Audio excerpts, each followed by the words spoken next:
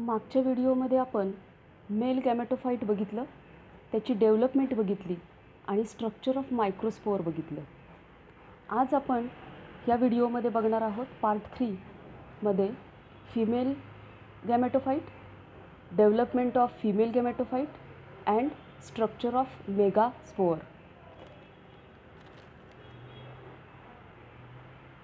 आपण 11वीमध्ये शिकलेलो आहे की female reproductive oral of flower is gynoecium and individual member of gynoecium is a carpel. हा जो कार्पेल आहे, ह्या कार्पेल आपण त्याचं स्ट्रक्चर बघितलं तर आपल्या लक्षात येईल it is made up of 3 parts. Upper portion this is called as the stigma, middle portion which is long portion and that is called as the style, and this lower portion which is a globular structure and this is called as the ovary. Ovary contain ovules. ह्या ओव्हरीमध्ये ओव्ह्यूल्स असतात. पुढे जाऊन ओव्हरीचे रूपांतर हे फ्रूटमध्ये होत असतं after development आणि ओव्ह्यूलचं रूपांतर सीडमध्ये होत असतं. आपण ह्या ओव्ह्यूलचं स्ट्रक्चर बघणार आहे. नेक्स्ट पॉईंट आहे आपला स्ट्रक्चर ऑफ ॲनाट्रोपस ओव्ह्यूल. आपण एन्जिओस्पर्मिक प्लांटचा जर विचार केला तर एन्जिओस्पर्मिक प्लांटमध्ये ॲनाट्रोपस टाईपचं ओव्ह्यूल असतं. ॲनाट्रोपस ओव्ह्यूललाच आपण म्हणतो फिमेल गॅमेटोफाइट. आता इथं आपल्याला ॲनाट्रोपस ओव्ह्यूलचं स्ट्रक्चर दिसतं आहे. ॲनाट्रोपस ओव्ह्यूल म्हणजे ओव्ह्यूलचा असा टाईप की this ovule bends downward so that this micropyle and funicle comes closer to each other.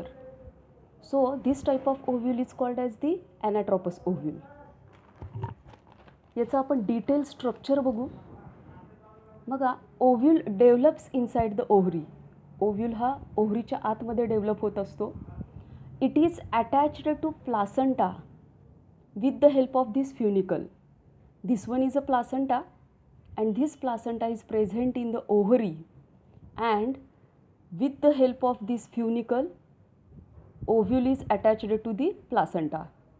Then ovule contain two major parts.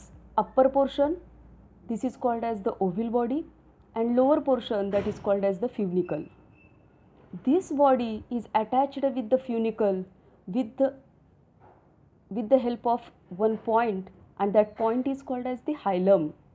म्हणजेच ओव्ह्यूलच्या बॉडी आणि फ्युनिकल यांच्यामध्ये जी अटॅचमेंट असते त्या पार्टला म्हटलं जातं hilum. Then this body at the centre there is a nucellus structure. ही जी बॉडी आहे ओव्ह्यूलची बॉडी त्याच्या सेंटरला न्यूसेलस असतं.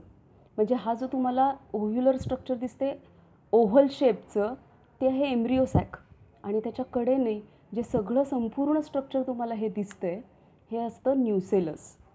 In immature condition, this nucellus filled with the parenchymatous tissue. ज्या वेळेस इमॅच्युअर कंडिशन असते त्यावेळेस हे सगळं न्यूसेलस पॅरेंकायमॅटस टिश्यूनी बनलेलं असतं. हे एम्ब्रिओसॅक जे दिसतंय ते मॅच्युअर ओव्ह्यूलमध्ये आपल्याला दिसतं. इमॅच्युअरमध्ये इथं सगळीकडं पॅरेंकायमॅटस टिश्यूज असतात. Then this nucellus is covered with 2 coverings. हे जे न्यूसेलस आहे ते 2 कव्हरिंग्सनी कव्हर झालेलं तुम्हाला दिसते.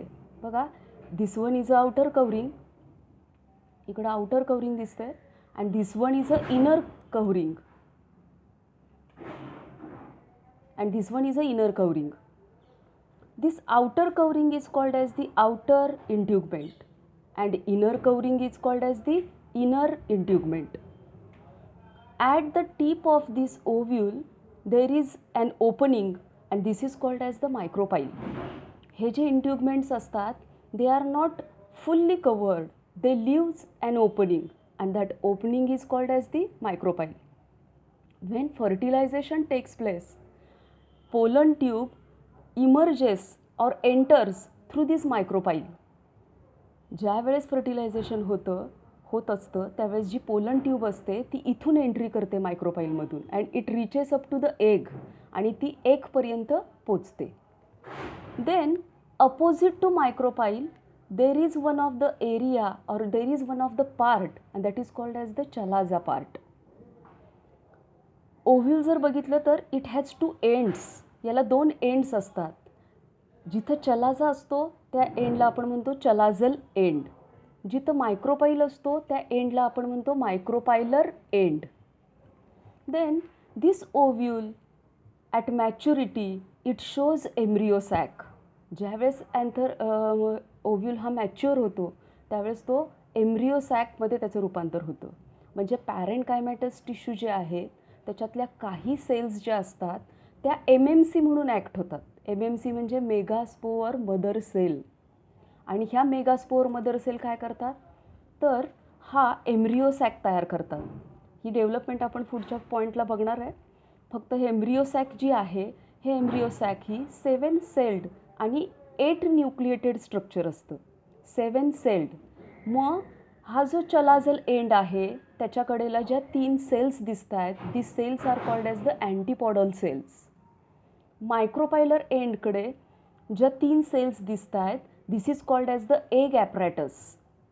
ह्या 3 सेल्स मिळून एग ॲपरॅटस तयार होतं. त्याच्यातली जी मधली सेल आहे it is called as the egg and lateral 2 are called as the synergids. ज्या लॅटरल दोन्ही बाजूला दिसत आहेत त्या असतात synergids. And at the centre there is one of the cell and that is called as the secondary nucleus. ह्या सगळ्यात ह्या 3 आणि वरच्या 3 ह्या दोन्हीही हॅप्लॉईड असतात आणि मधली सेकंडरी न्यूक्लियस सेल असते ती डिप्लॉईड असते. म्हणून एम्ब्रिओसॅकचं स्ट्रक्चर जे आहे ते तयार होताना 7 सेल्ड आणि 8 न्यूक्लिएटेड असं हे स्ट्रक्चर तयार होतं. समजलं. हे आहे स्ट्रक्चर ऑफ ॲनाट्रोपस ओव्ह्यूल. आता ॲक्च्युली हा जो ओव्ह्यूलमध्ये एम्ब्रिओसॅक आहे हा एम्ब्रिओसॅक कसा तयार होतो म्हणजेच फिमेल गॅमेटोफाईटची आपण पुढच्या नेक्स्ट पॉईंटमध्ये डेव्हलपमेंट बघणार आहे. आता बघा मेगास्पोरोजिनेसिस आपण बघणार आहे. मेगास्पोरोजिनेसिस म्हणजे काय तर it is a process in which diploid megaspore mother cell developed into haploid megaspore. म्हणजेच मेगास्पोअर मदर सेल जो डिप्लॉईड असतो त्याच्यापासून हॅप्लॉईड मेगास्पोअर तयार होतो. या प्रोसेसला आपण म्हणतो मेगास्पोरोजिनेसिस. बघा आपण बघितलं इमॅच्युअर कंडिशनमध्ये पॅरेंकायमॅटस टिश्यूज असतात. त्याच्यातली एक सेल जी आहे ती मेगास्पोअर मदर सेल म्हणून ॲक्ट होते. आपण इन शॉर्ट ह्याला MMC असं म्हणतो. ही डिप्लॉईड असते. मिओटिकली ती डिव्हाइड होते आणि टेट्रॅड लिनियर तयार होतो. हा जो आहे टेट्रॅड हे हॅप्लॉईड तयार होतात 4 megaspores and then out of these 4 megaspores 3 become degenerate.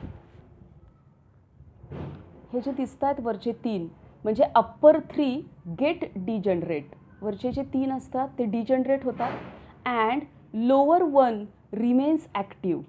खालचा जो एक सेल असतो मेगास्पोअरचा तो ॲक्टिव्ह राहतो and then it mitotically divide. आणि मग तो मायटॉटिकली तुम्हाला डिव्हाइड होताना दिसतोय. म्हणजे this is a first mitotic division. It is a free nuclear division. Nucleus divide झालेला दिसतो. 1 nucleus divide to form 2 nuclei. Here 2 nuclei divide and form 4 nuclei. Here in third mitotic division 4 nuclei divide into 8 nuclei. अशा प्रकारे हे 8 nucleated structure तयार होतं. त्याच्या कडेने परत सेल वॉलची फॉर्मेशन होते प्रत्येक न्यूक्लियाच्या कडेने आणि त्याच्यातल्या 3 सेल्स ह्या चलाझल रिजनकडे जातात. त्याला आपण अँटीपॉडल सेल्स म्हणतो. 3 सेल्स ह्या मायक्रोपायलर रिजनकडे जातात त्याला आपण एग ॲपरॅटस म्हणतो.